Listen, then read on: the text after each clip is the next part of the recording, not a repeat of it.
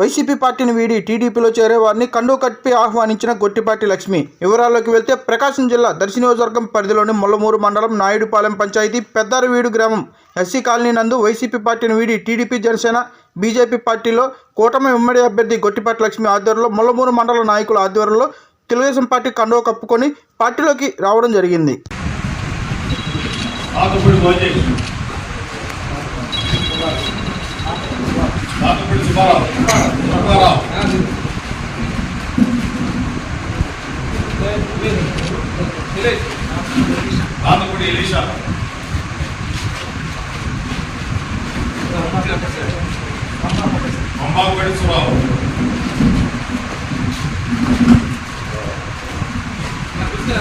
ఒకసారి